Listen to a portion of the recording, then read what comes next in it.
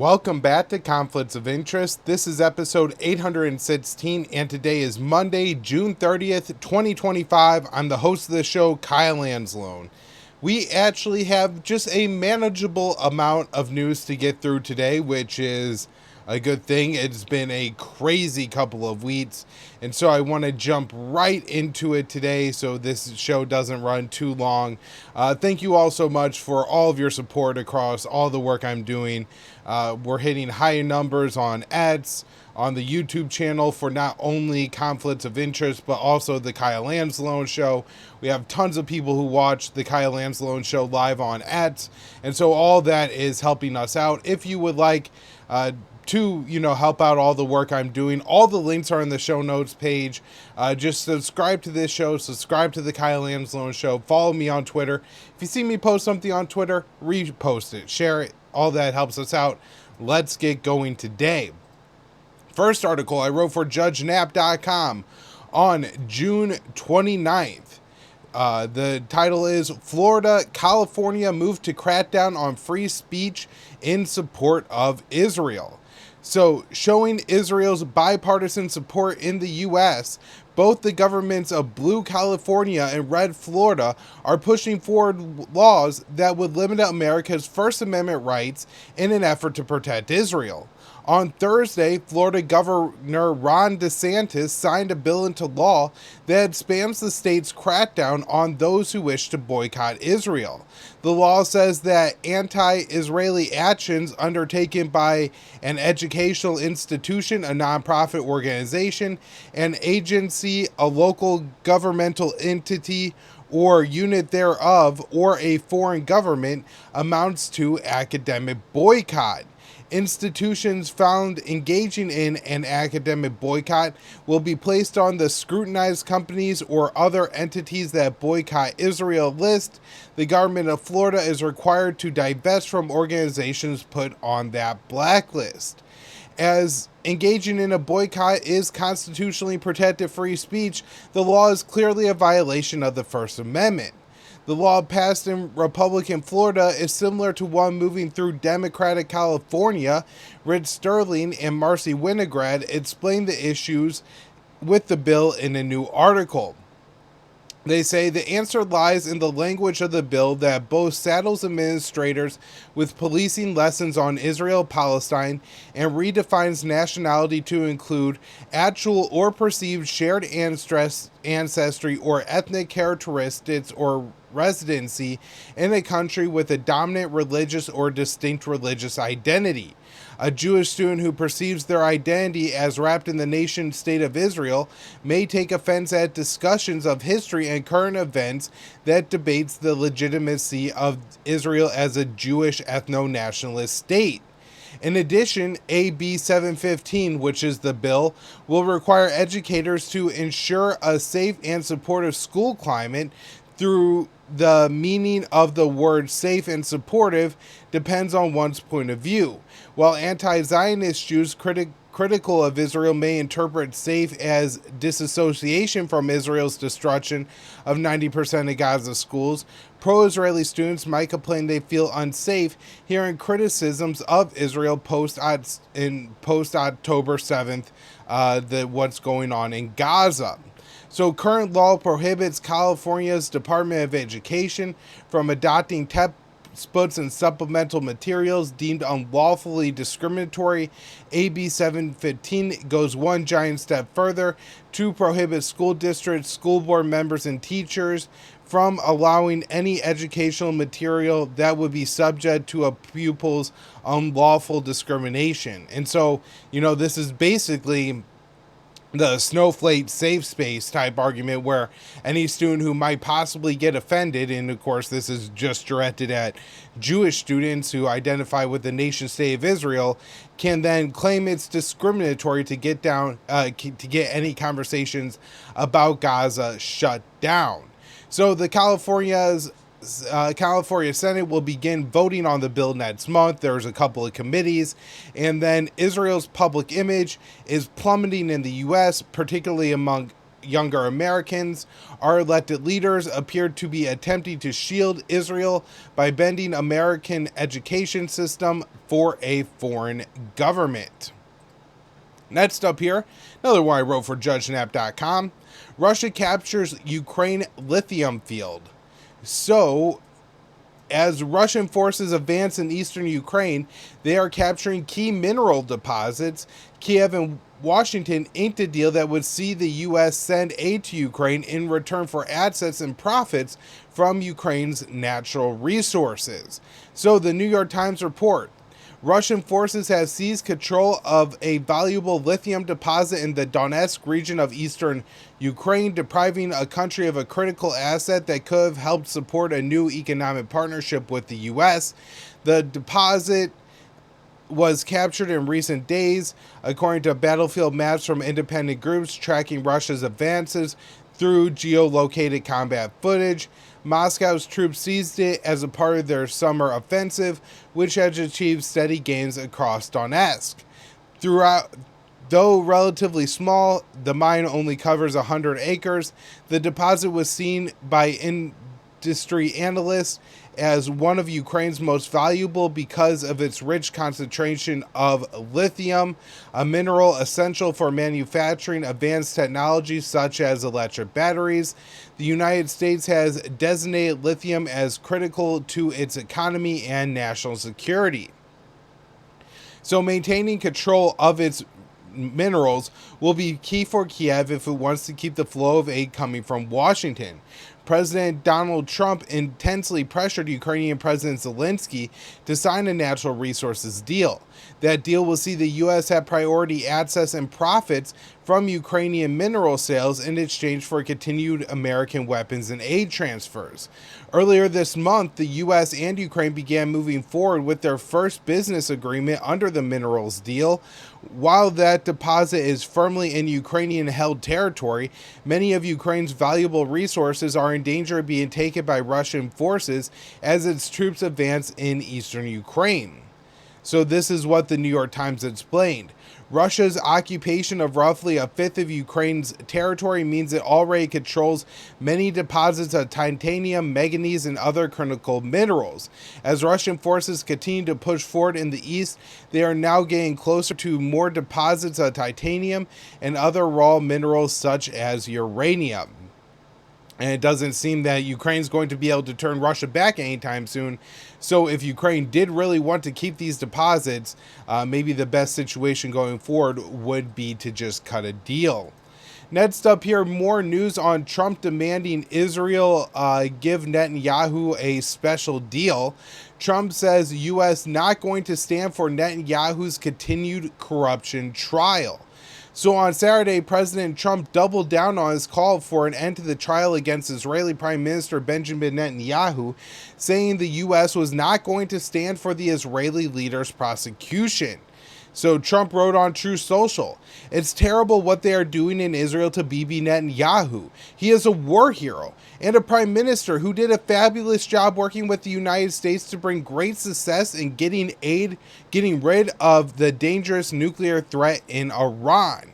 And so one thing I just want to hit on here is that in all Trump's posts, he's really making sure that he links Netanyahu to having influence in the United States. And I think this is probably, I'm not sure how many general Israelis recognize this, but certainly people in the government have to, that Netanyahu's unique advantage is how much contact and control he personally has in the United States. Now, this may be true in general for Tel Aviv, for Israel, that there is a lot of influence, but it seems that Benjamin Netanyahu is able to take this to another level, just get meetings with the White House almost anytime he wants, endless flow of aid from the United States, particularly weapons, and the fact that he could launch aggressive wars against the interests of the United States, that he could do things against the interests of sitting U.S. presidents,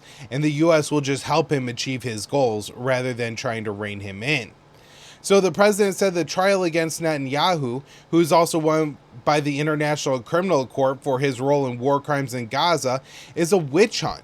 Trump mentioned U.S. military aid to Israel, appearing to suggest he might be willing to leverage it to get the charges against Netanyahu dropped, which is absolutely wild because he won't even leverage it to get Israel not to wage a war that's going to hurt him politically in the United States. So the post marks the second time since the ceasefire between Israel and Iran that Trump called for the charges against Netanyahu to be dropped.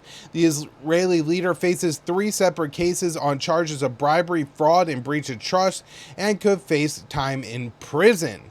After Trump first called to end the trial, Netanyahu requested his next hearing, scheduled for this week, be delayed, and a court granted his request on Sunday. So this is, just I think he cited like the security environment and stuff like that too, really playing up on, oh, this war is going on, so now I need additional like support from the U.S. Or I can't go to trial, because we have all these wars and conflicts going on. All right, so next up here, Israel pays contractors $1,500 for each Palestinian home destroyed in Gaza. I wrote this one for JudgeNat.com on the 29th. In a bombshell Haaretz report detailing how Israeli soldiers have been ordered to fire on starving Palestinians attempting to reach aid distribution sites, the outlet also uncovered that Tel Aviv is paying contractors thousands of dollars to blow up Palestinian homes in the Gaza Strip.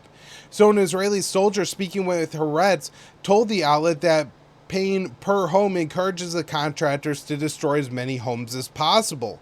Today, any private contractor working in Gaza with engineering equipment receives roughly 5,000 shekels or $1,500 for every home they demolish. They're making a fortune. From their perspective, any moment where they don't demolish a house is a loss of money, and they have forces to secure their work. The contractors, who act like kind of a sheriff, demolish wherever they want along the entire front. The soldier went on to say that the desire to make more money pushes the contractors closer to areas with Palestinians. While civilians are allowed to be in those areas, Gazans are fired upon if the contractors feel they are too close. So imagine, you're Palestinian, you're not in one of the evacuation zones that make up, I think, 82% of the Gaza Strip at this point, and some Israelis with a bunch of explosives come and start wiring up houses around you, and if you go outside to see what's going on, wondering if your house may be next, how these people could just blow up an entire neighborhood, you're going to get shot at because now you're too close to the contractors. I mean, this is just absurd, but we shouldn't be surprised because this is how Israel has been since October 7th. So while Haaretz is an Israeli outlet and the article relied on Israeli soldiers as its sources, Israeli Prime Minister Benjamin Netanyahu claimed the story was a blood libel. The article has widely circulated as it gives testimony that Israeli soldiers are not only killing Palestinian aid seekers, but are committing war crimes at the direction of generals. The policy of incentivizing the destruction of homes in Gaza and killing Palestinian aid seekers is further proof of Israel's genocidal policy in the Strip. Next up here, Trump calls for Gaza deal, but Israeli government discusses only a temporary ceasefire. So President Donald Trump on Sunday called for a deal that would release the remaining Israeli captives in Gaza, but there is no sign that Israeli Prime Minister Benjamin Netanyahu is ready to end his genocidal war. Make the deal in Gaza. Get the hostages back. DJT. So this is one of the, just interesting posts that we get. Now he's only signing by his initials, all caps again, a bunch of exclamation points. I mean, he tweets or he posts on True Social like he's a teenage girl at this point. It's really wild. So according to Israel Hayam, the Israeli Security Cabinet is expected to hold a meeting on Sunday night to discuss the prospects of a Gaza deal. but one that would only involve a temporary ceasefire, an idea that has been repeatedly rejected by Hamas. The Palestinian group's long-standing position is it's willing to release the remaining Israelis in exchange for a permanent ceasefire and an Israeli withdrawal from Gaza. Sources close to Netanyahu told the outlet that the Israeli leader hasn't given up on his goals and that ending the war isn't under consideration. Israeli officials are discussing the idea of previously put forward by U.S. envoy Steve Witkoff that was free some captives, followed by a return to military operations. A senior Hamas official said Sunday that Netanyahu doesn't want a deal because he's putting forward impossible conditions and insisting on selecting the name of the 10 Israeli hostages to be released instead of just releasing all of them. The report said that the IDF chief of staff favors a temporary truce to allow the Israeli military to regroup for further operations. Several ministers in the cabinet are opposed to the idea because they fear a temporary deal could become permanent. While Trump is calling for a deal, there are no signs that he's putting any pressure on Netanyahu to reach one, which he could do by leveraging military aid to Israel since it's required for the IDF to maintain operations in Gaza. Instead, Trump is strongly backing Netanyahu by demanding an end to his corruption trial and hinting that U.S. military aid could be at risk if it continues. So Trump said in a post on Truth Social, the United States of America spends billions of dollars a year, far more than any other nation, protecting and supporting Israel. We are not going to stand for this. The president has also claimed that Netanyahu was attempting to negotiate a Gaza ceasefire and a hostage deal. In an analysis published by the Israeli newspaper Haaretz, author Amir Taiban said that in order to reach a deal in Gaza, Trump much pressured Netanyahu, but instead he's coddling the Israeli leader, which of course we all know is true. See, I think this is really important, and it goes to show that maybe Trump doesn't actually want a deal, he just likes the rhetoric of calling for a ceasefire. We saw with the situation between Israel and Iran that Trump very publicly posted on Truth Social essentially threats to Israel saying, you must do what I tell you to do. And that he had a very personal call with Netanyahu and was very explicit and very direct about what the president wanted. And this was able to hem in and constrain what the Israelis were doing. And so I think, Trump obviously must understand the recipe to reigning in Benjamin Netanyahu. He's just choosing not to do that at this point. All right, so next here. Top Iranian general doubts Israel will uphold ceasefire. So Major General Abdullah Rahim Masolvi, the chief of staff of the Iranian Armed Forces, expressed doubt on Sunday that Israel will uphold the ceasefire that was reached in the last week after 12 days of an Israeli-initiated war. The general who replaced the former chief of staff who was killed by an Israeli airstrike on June 13th made the comments in a phone call with the Saudi defense minister, Prince Khalil bin Salman. He said, "We did not initiate this war, but we responded to the aggressor with all of our might. And since we have real doubts about the enemy's adherence to the commitments, including the ceasefire, we are prepared to give it a strong response if it repeats the aggression." So the comments came after the Israeli Defense Minister, Israel Katz, threatened Israel could strike Iran despite the ceasefire. Katz said he instructed the IDF to come up with an enforcement plan aimed at maintaining Israel's air superiority, preventing nuclear advancements, and missile production. The responses to Iran for supporting terrorist activities against Israel. So Katz wrote on X, "We will act consistently to thwart threats of this kind. I suggest to the toothless snake head in Tehran to understand and be aware. Operation Rising Lion was just the preview of a new Israeli policy. After October 7th, immunity is over."